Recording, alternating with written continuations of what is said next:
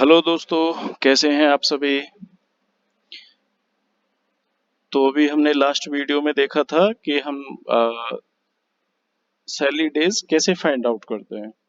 और आज हम इस वीडियो में आपको दिखाएंगे कि सैलरी डेज से हम सैलरी शीट कैसे बनाते हैं। देखिए, सैलरी शीट बनाने से पहले हमारे कुछ पॉइंट्स क्लियर होने चाहिए कि उसमें हम क्या क्या इंक्लूड करते हैं और हम इसको रेडी करते हैं। तो सबसे पहले मैं आपको डेटा दिखा देता हूँ एक बार।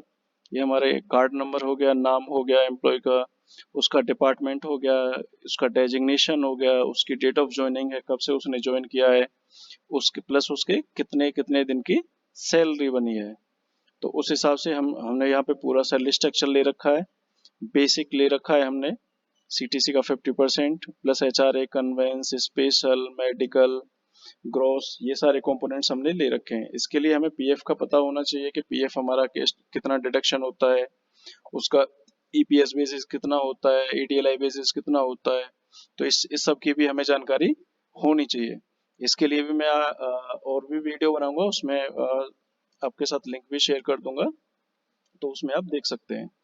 तो ईपीएफ हमारा कितना डिडक्शन होता है हमारा एम्प्लॉय पार्ट का, 12%, वो भी हमारे ईपीएस बेसिस के हिसाब से। यानी कि जो हमारा मैक्सिमम हमारा पीएफ डिडक्शन होता है एम्प्लॉय का, वो होता है हमारा 15,000 के हिसाब से 1800। अगर जो हम 15,000 का 12% निकालते हैं तो आपका 1800 ही निकलेगा। और उसके बाद में फिर हमारा ईएसआई जो हमारा डिडक्शन होता है, वो होता है 0.75%। यानी कि जो हमारा ईएसआई कैलकुलेट होता है वो होता है ग्रॉस पे कैलकुलेट हमेशा। अगर जो आपका ग्रॉस 21,000 से कम है तो आपका ईएसआई डिडक्शन होगा, और 21,000 से ऊपर है तो आपका ईएसआईसी डिडक्शन नहीं होता है। उसके बाद में नेट सैलरी आती है। नेट सैलरी में ग्रोस में से हम पीएफ और ईएसआईसी माइनस कर देंगे, तो उसके बाद में हमारा नेट हमें मिल जाएगा। अब यहाँ पे देखो, 480, 50, उसमें से हमने माइनस किया तो हमारे पास 46,250 नेट अमाउंट आया। उसके बाद में आते हैं हमारे एम्प्लॉयर पार्ट।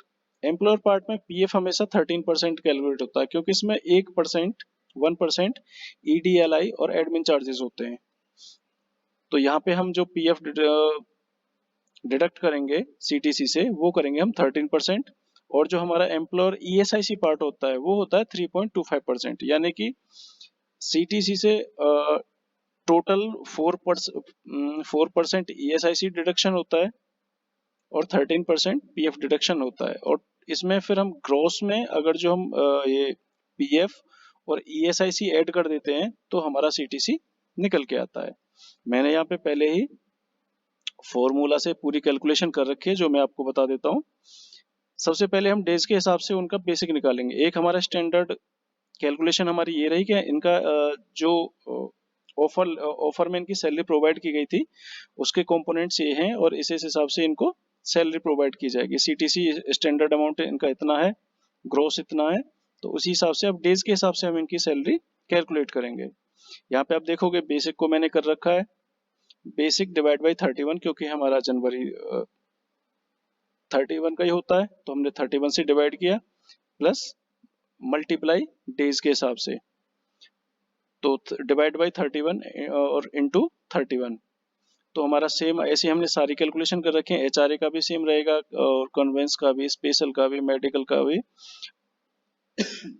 और फिर बाकी हमारी कैलकुलेशन भी सेम रहेंगी। वही हमारा पीएफ 12%, एएसआईसी 0.75%, नेट सैलरी हमारा ग्रॉस में से हम दोनों कंपोनेंट पीएफ और एएसआईसी माइनस कर देंगे, फिर हमारा नेट नेट सैलरी निकल के आ जाएगा। और अगर जो हमें सीटीसी भी रेडी करना है तो इसमें हम पीएफ 13% और ईएसआईसी 3.25% और सीटीसी हमारा निकल के आ जाएगा। यानी कि हम ग्रॉस में हमारा एम्प्लॉयर पार्ट ऐड कर देंगे तो हमारा सीटीसी आ जाएगा। उसके बाद में हम इन सबको सेलेक्ट करते हैं, कंट्रोल सी, और नीचे पूरा ड्रैग डाउन करते हैं तो हमारी सैलरी शीट रेडी हो जाती है। अब किसको कितनी सैलरी देनी है उस हिसाब से हमारी कैलकुलेशन रेडी हो गई है। अब आप यहाँ पे देखो कि एम्प्लॉय पार्ट में इनका ईएसआईसी 145 डिडक्ट हुआ है, और एम्प्लॉयर पार्ट में 628। ऐसे ही यहाँ पे 106 इनका ईएसआईसी कैलकुलेट हुआ, और यहाँ पे 462। ऐसे ही सैलरी शीट कैलकुलेट करते हैं।